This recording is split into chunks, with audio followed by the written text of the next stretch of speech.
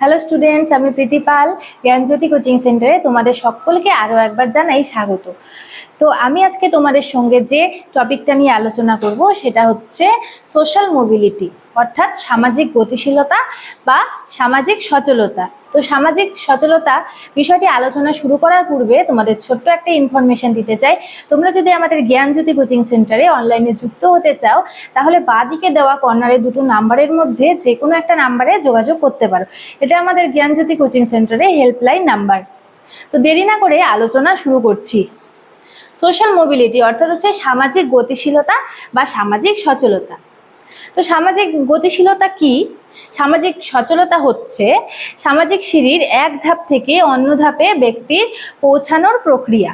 ঠিক আছে, সামাজিক সচলতা সমাজের প্রতিটা ক্ষেত্রেই পরিলক্ষিত হয়ে থাকে।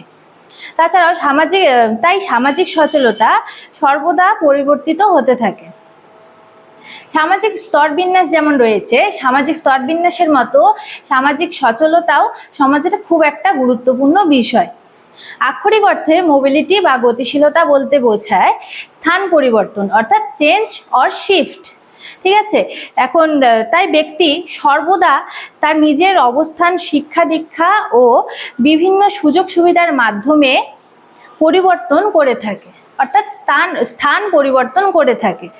তো বিভিন্ন সমাজবিদগণ বিভিন্ন সংজ্ঞা দিয়ে গেছেন সোশ্যাল মোবিলিটির ওপরে।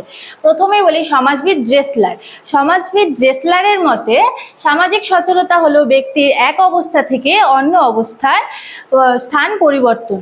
ঠিক আছে, এরপরে দ্বিতীয়টা হচ্ছে সমাজতাত্ত্বিক ওয়ালেস অ্যান্ড ওয়ালেস বলেছেন সামাজিক সচলতা হলো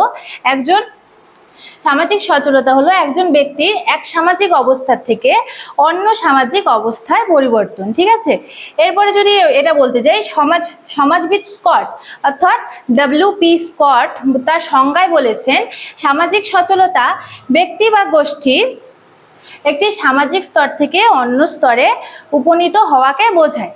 ঠিক আছে, এই ছিল সংজ্ঞা। এরপরে আমরা যদি সোশ্যাল মোবিলিটির উদাহরণ দিতে চাই, তাহলে উদাহরণ দিতে গেলে সবার প্রথমে আমরা যেটা বলবো সেটা হচ্ছে প্রথমত কোনো দরিদ্র পরিবারের সন্তান যদি শিক্ষা লাভের পর কোনো উচ্চ পদে চাকরি পান বা শিক্ষকতার চাকরি পান, হ্যাঁ, এক্ষেত্রে তার সামাজিক সচলতা পরিলক্ষিত হয়, অর্থাৎ এক্ষেত্রে তার পদমর্যাদাগত পরিবর্তন ঘটে থাকে। ঠিক আছে, এবার দ্বিতীয় যদি আরেকটা উদাহরণ দিতে চাই তাহলে হবে কোনো কৃষকের সন্তান যে অনেক কষ্ট করে পড়াশোনা করেছে, কোনো কৃষকের সন্তান যদি মিলিটারিতে চাকরি পান তাহলে তার পদমর্যাদার কত পরিবর্তন ঘটে থাকে। এটি সামাজিক সচলতার একটা খুব বড় একটা উদাহরণ, অর্থাৎ সামাজিক সচলতার খুব বড় একটা উদাহরণ। তো স্টুডেন্টস, আজকে আমি তোমাদের সঙ্গে সোশ্যাল মোবিলিটি সম্বন্ধে আলোচনা করলাম, এটার উদাহরণ দিলাম, এটার বিভিন্ন সংজ্ঞা দিলাম। হ্যাঁ, এরপর পরের ভিডিওতে তোমাদের যে সোশ্যোলজি ইন এডুকেশন রয়েছে এটার মধ্যে আরেকটা বিষয় রয়েছে, এই বিষয়টা নিয়ে আলোচনা করব। তো আজকের মতো এটুকুই, দেখা হচ্ছে পরের কোনো ভিডিওতে। তো ভিডিওটা যদি ভালো লাগে তাহলে লাইক, কমেন্ট, শেয়ার অ্যান্ড সাবস্ক্রাইবের আশা রাখলাম।